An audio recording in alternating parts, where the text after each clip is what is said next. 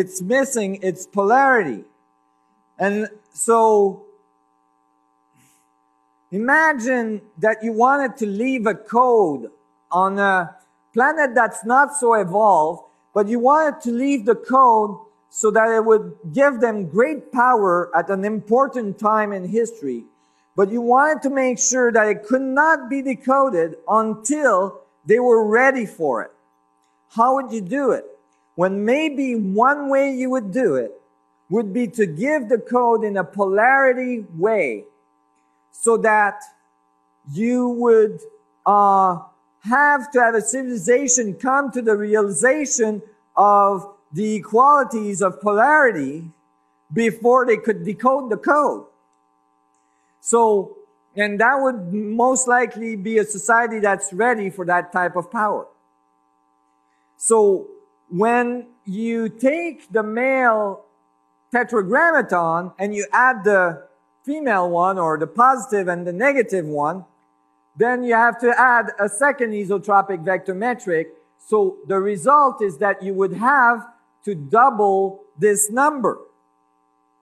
72 twice is 144. 144 is in the book of Revelation as a very important number for the new and the changes of the new world. When you put 64 tetrahedrons together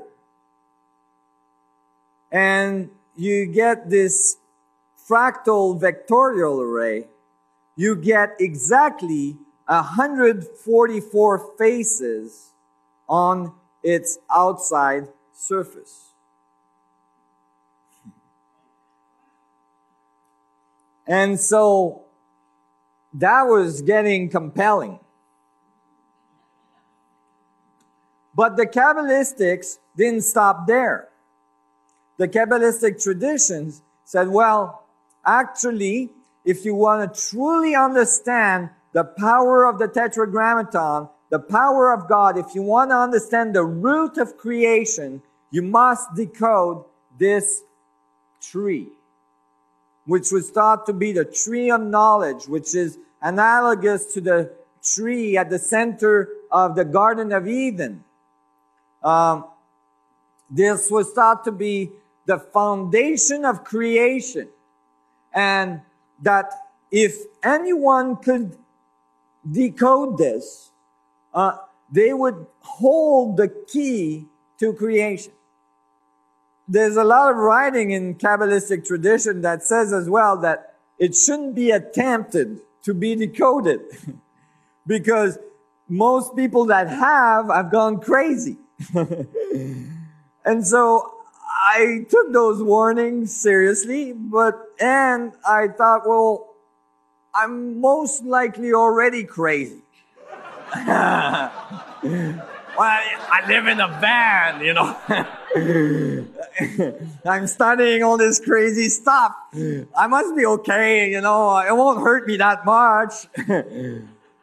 So I went at it. And I studied and I studied and I studied and I tried to figure it out. And I couldn't really figure it out. I was really bugging on it because it was getting so complex. So many texts I was reading about this were so complex and so philosophical, and they had all these realms and dimensions and all this. I couldn't figure it out. And then I decided to draw it, and I plastered it on the ceiling of my van so that when I would wake up in the morning, I could just stare at it and try to figure it out.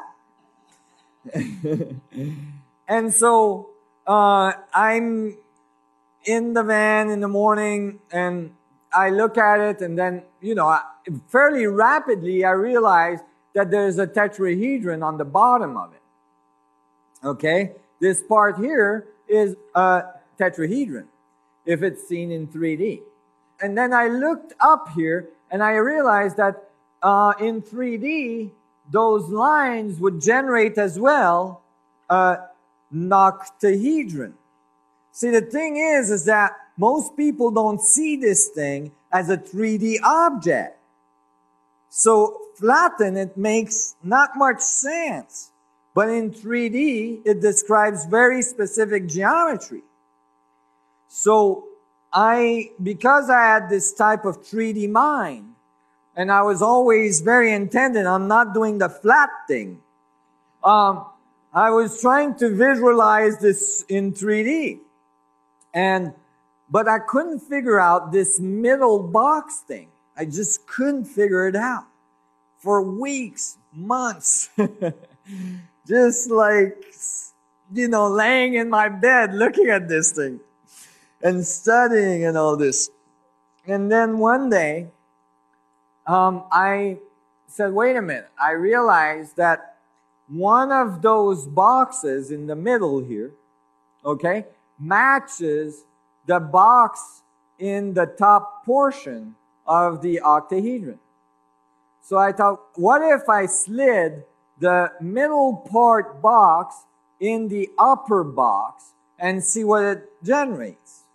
So I split them in two, and then I slid the bottom part into the top part. And when I did so, it was like a key, right? It just locked in and generated all the vectors necessary to have a tetrahedron and an octahedron, one on top of each other. So now I had all these vertices for 3D geometry. These are the only geometry necessary to produce a 64 tetrahedron grid. So I knew I was close. So I got really excited, and I continued studying and intensely studying, and I realized something is that the Kabbalistic text doesn't say there's one tree at the root of foundation, the foundation of the universe, or at the root of the universe. There is 4 trees at the root of the universe. And they said that the 4 trees were attached at the same root. Now I thought, well, wait a minute. Maybe they're still giving us only half the code. Maybe there's 8 trees, and they're only giving us the polarity, the half polarity of the code. I looked at my structure again that I had come up with from sliding the bottom into the top, and I realized I had extra lines. And these extra lines match the lines to generate the star tetrahedron. So if I got all the branches of the tree, and then I attach the 8 trees together, I would have 8 star tetrahedrons coming together to generate the 64 tetrahedron grid. And what told me had decoded this right was that by the time I was finished, I could now plaster the Kabbalistic tree right over top of the 64 tetrahedron grid and get all the 9s of the 2D tree out of the 3D geometry. It worked. And hooked all together, it generated all the intersection necessary to build a 64 tetrahedron grid. And when I calculated this, then I saw that it could be done in many different ways. But one thing that was for sure, the Kabbalistic text said actually there's 10 spheres. They're called sephirots. And they come from the word sapphire. Okay? So actually it's talking about crystals again. And it says that these sephirots are the joints between the pathways of creation.